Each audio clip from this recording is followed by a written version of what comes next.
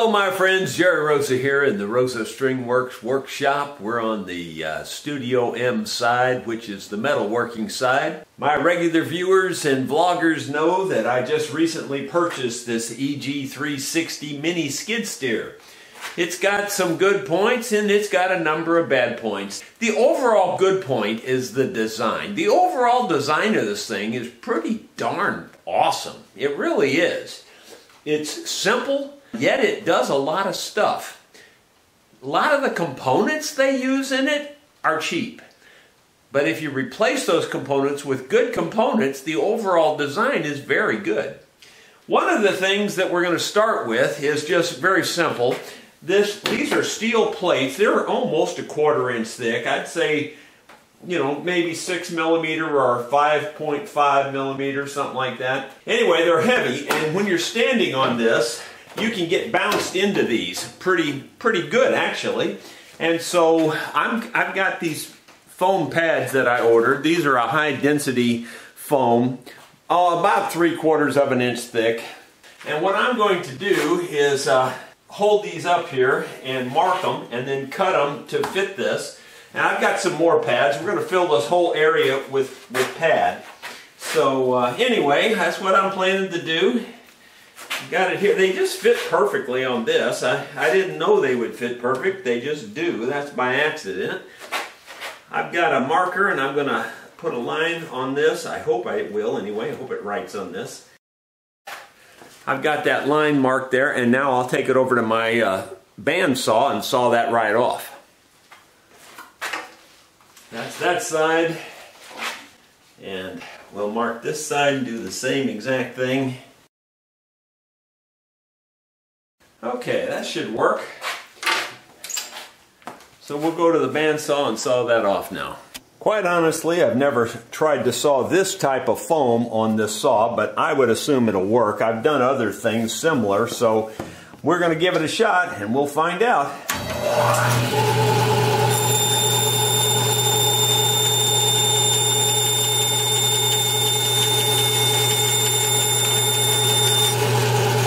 Like butter.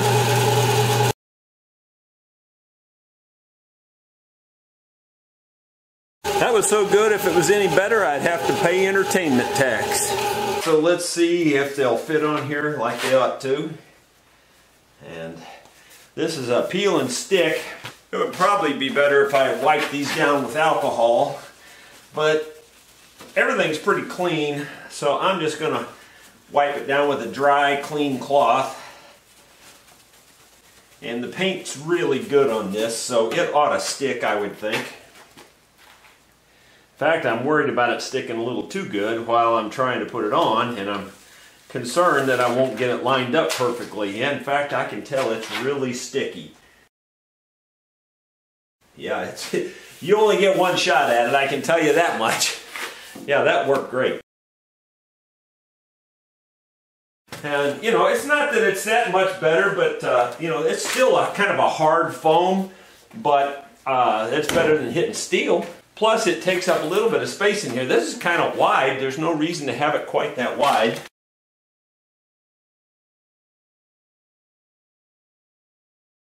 Again, I'm just more concerned about it sticking prematurely. Yeah, I got to really be careful, especially on this side. This is my awkward side for working here.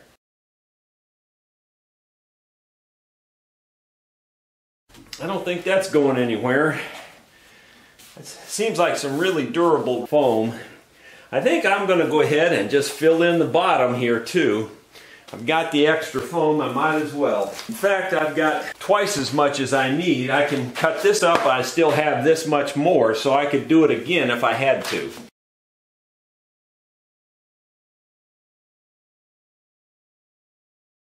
So that marked it really well. I think you can see it there. So I'm not going to take the camera back in there to the saw, but I'm going to go saw these out.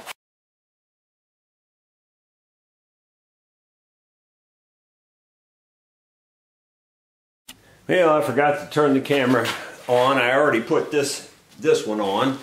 Didn't do that good a job lining it up though. It's just a little off. Well, you know, it's very difficult. It actually is harder than you would think, because this stuff is crazy sticky. Dry this off here, make sure it's clean. I don't know how to do it really any better to try to not mess up here. I guess I get down like this is probably the best way. That's maybe a little better than the other side, but it's good enough. Both of them are good enough. So at least now we've got padding on both sides, so if you get banged into it, you have some padding. We got some more little minor improvements to make, so here we go. One of the next improvements I want to make is replacing these Chinese grease zerks with just my standard grease zerk that we use on everything around here. And, you know, I don't have the proper grease gun for this, and I don't want to get it even. So, and plus to me, these look more like oilers on machines. In fact, they're exactly like oilers on machines. So I don't see any reason to use these, and so we're going to take them out and replace them with regular grease zerks. I can't even imagine why they would put these things on there. I guess that's the standard in their country, I suppose. So it's certainly not here. You can see there, that's what it kind of looks like. It's and it's got a little ball that's on a spring that you push in to grease it. Well, I don't have any way to do that, so I don't want to mess with that. And I bought the standard metric grease zert, and at least I think it's going to work, and that's what it looks like. So we're going to try putting this on here and see if it fits. I think it will. I hope it will. It should, because the threads are supposed to be the same. And let's see if my wrench needs to change or if it'll work on this. I have a feeling it's a different wrench. I think these are smaller, so I'll have to find the right wrench for that. The old one is an M8. The new one that I'm screwing in is an M7, so you just gotta do what you gotta do here. Don't want to go crazy tight on these. And that's one of them. I think there's another one right here. I don't know if my wrench will fit on this one though. I mean, I could do it with raising the bucket, but I'm trying not to do that. Let's see if it'll let me get it off of here with the extension. It might. I'd say there's a chance. See if the new one, if I can get the new one in there. That might be a trick too. I probably need, oh, I dropped it. I probably just need to take the bucket off. I don't know if I can get the bucket off without starting the machine though.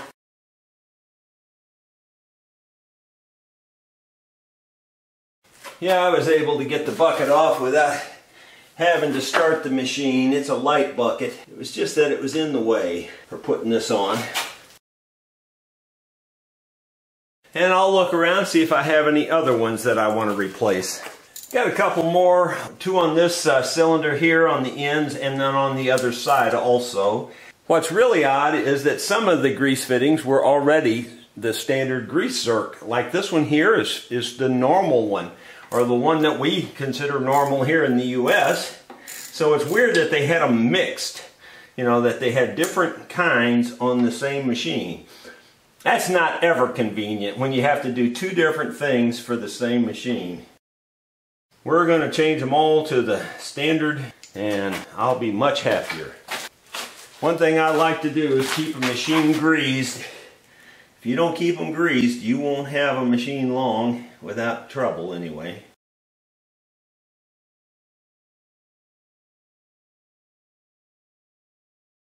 And now we'll get the one over here. And the one over here, you won't be able to see anything because it's on the bottom.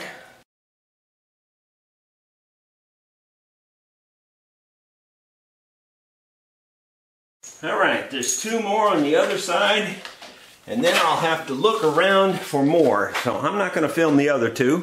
Well, now that I've got those grease zerks installed, let's see if I can grease them.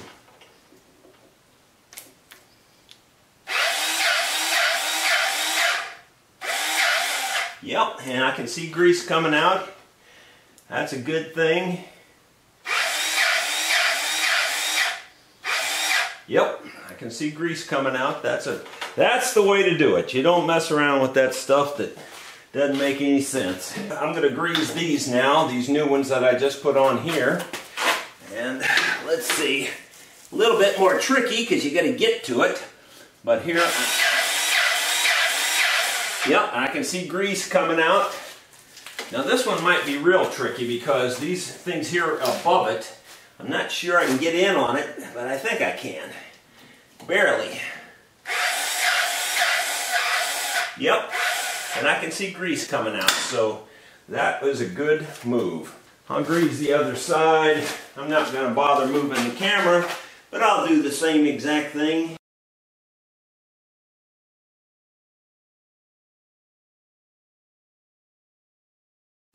And the third improvement idea I have for this skid steer is to put these weld-on chain hooks. You can weld them on like this and hook a chain on and then pull things, but the only reason I'm hesitant on this right now is because I may change how this bucket works and I may modify this bucket. So I'm a little leery to weld these on here yet. The other possibility is actually welding these hooks up here on these arms. That way it would be really solid. But I'm not sure if that would get in the way of anything. I don't think it would. I'm not going to get in a hurry about putting these on there. I'm going to kick that around a little bit and decide the best place. But this might be the best place because that's really solid. That's a big heavy steel. The final idea I have to improve this skid steer is to get a set of forks for it. Now I've ordered some bolt-on forks. They'll bolt onto this bucket. And that might be good enough. I don't know. I'm going to see how they work and see how flimsy they are, etc. And because I need it to lift these logs, put them on my sawmill. Just in case, I went ahead and bought this plate. This is a quick attach plate. And I could also make a set of forks on this if I had to. So anyway, I bought this. I thought I would use this eventually one way or the other. So I just went ahead and got it. But unfortunately, the forks have not arrived yet. They won't be here for another couple of days. So for right now, that's going to be the end of this video. I'll put another video out whenever I decide how to handle the forks and those hooks. Thank you so much for watching. Hope you enjoyed it.